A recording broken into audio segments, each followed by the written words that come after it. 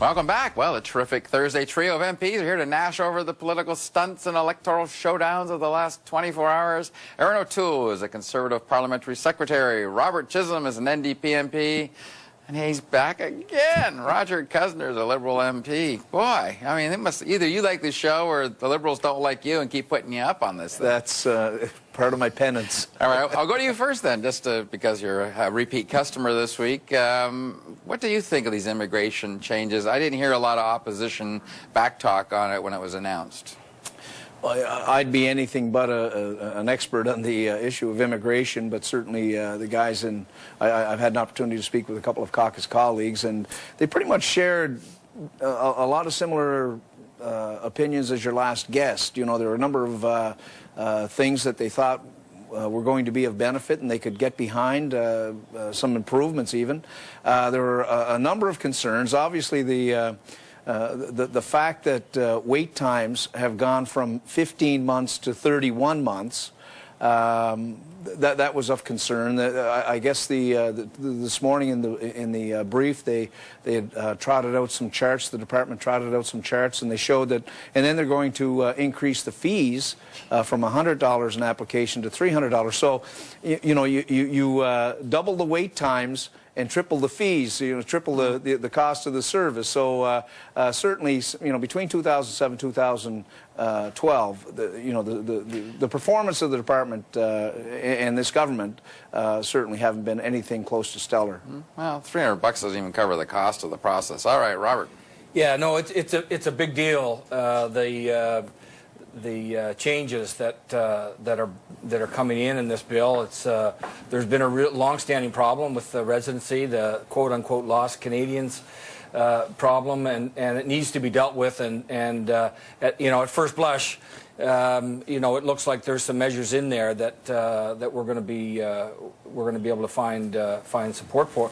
I mean, the concern, of course, always with the Conservatives on immigration, every other matter is the whole devil's in the details business, but we hope that they'll work with us and see if we can't make sure that this is done in a way that deals with serious problem. Let me just add finally that we really encourage the minister to start dealing once and for all for the serious backlog that exists with the whole issue of family reunification. It's a serious problem that needs to be addressed. Doesn't sound like too much condemnation.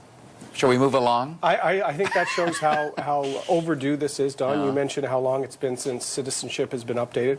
Minister Alexander indicated that these waiting times will come down dramatically in the coming years, and we'll be cracking down on fraud, which I think everyone agrees has been a problem. We're clarifying residency requirements, so I think it's a good change. The Electoral Reforms Elections Act was reverberating still the House of Commons. It was the Chief Electoral Officer, Mark Miranda, is up in front of a committee today. I want to just play a quick clip of him coming out. He was referring to the fact that yesterday Pierre Poilievre was suggesting that the referee should not be wearing a team jersey, insinuating to some people that he thought there was a bias against Conservatives by the Electoral Officer.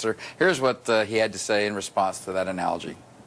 Listen, the only jersey that I think I'm wearing, if we have to carry the analogy, or whatever, I believe is the one with the stripes, white and black. Okay? What I know from this bill is that no longer will the referee be on the ice. Interesting that yesterday, I guess, John-Pierre Kingsley came on, a former Chief Electoral Officer, and he said, gave it an A-, but I don't think the current one feels that strongly about it. What was your take on that one, Aaron? You thought that, has he got a point there, that he's off the ice on this one, and is that a good thing? Well, I think it shows the trouble of speaking in analogies sometimes, Don. I think if you look at legislation... It's called power play for a reason, right. Legislation is about going forward.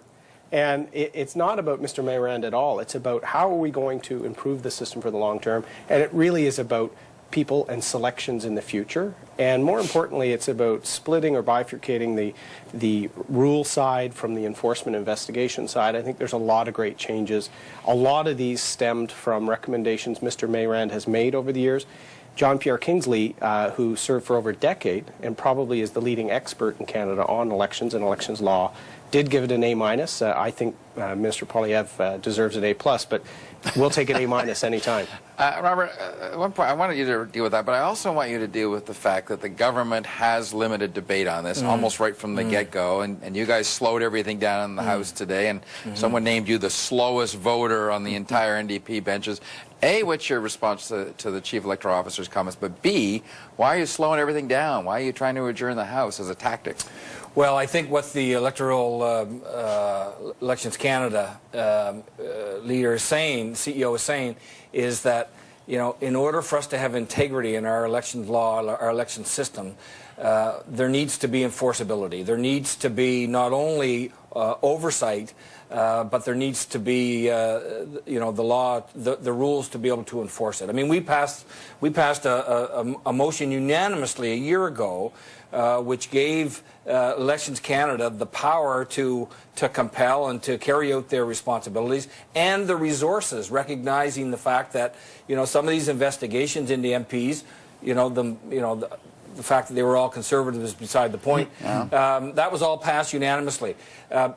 My concern with this bill, it's very important. It's something that should be dealt with in a nonpartisan way.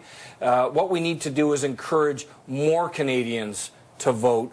This bill, in fact, limits Canadians. So why are you ragging the puck in the House of Commons so much if you want to continue to brutalize here we are. analogy? We got a bill on the table called the Fair Elections Act. You know, talk about ironies. And this government brings in time allocation. They limit debate. I mean, it's, you know, talk about you know, the tyranny of the majority. It's reprehensible. The only thing we can do is to, you know, in our way, stand up slowly and say, you know, this is just horseshit.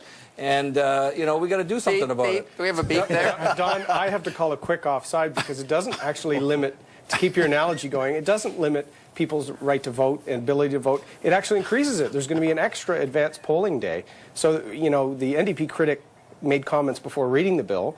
I think Robert needs to reread it a little bit too. This will be more opportunities to vote. I've read enough of the bill, and I'm going to keep reading it more, and I'm hearing from my constituents. We need to have some debate over this because you guys are stacking the deck for the Conservative Party. That's what's going on. You didn't seem to agree with them on this well, two things. The reason bill. Robert was voting so slow today, he played hockey last night, okay? So the bod... Which jersey was he? Never doesn't mind. heal as easy. There. But, you know, keep with the hockey analogy. I think what we've seen time and time again from the Conservatives, you know, what's sort of hurt the game of professional hockey is the neutral zone trap. Where you think it's, you know, they give it this name, the Fair Elections Bill, but in effect, there are aspects of it that make it work less for all Canadians. When you look at increasing the amounts that can be contributed to a particular party, increasing those amounts, that helps the more wealthy. It doesn't really have an impact. It gives them a greater voice, but it doesn't give all Canadians a greater voice. The vouching, you know, vouching for somebody, that's a typical practice from rural communities like the one I represent. People come in and they're able to vouch for each other. This takes a lot of people out of the process and I think suppresses the vote inevitably. Quick last point, and literally I got 1 minute left. Stephen Harper was sworn in 8 years ago today. If you were getting him an anniversary present, what would you get him? I would get him another pen and writing book because his book on hockey is a fantastic book. It's a hobby he has on long flights, is writing, and he's a great writer, so I'd get him a pen set. Pretty quick on the draw there. I'd get him a golf club and say, go learn how to play because it's time you retire. Oh, you're bad. Okay. Roger? I'd get him a DVD collection of some of his past speeches in the House so that he could see what he said back 8 years ago and see how he's acting now that he's got the reins of power. So I think it would be a little bit of a contradiction. It may be interesting. Might be tough to watch. They're not invited to the party. I guess not. All right. Thank you very much. Appreciate you all coming in.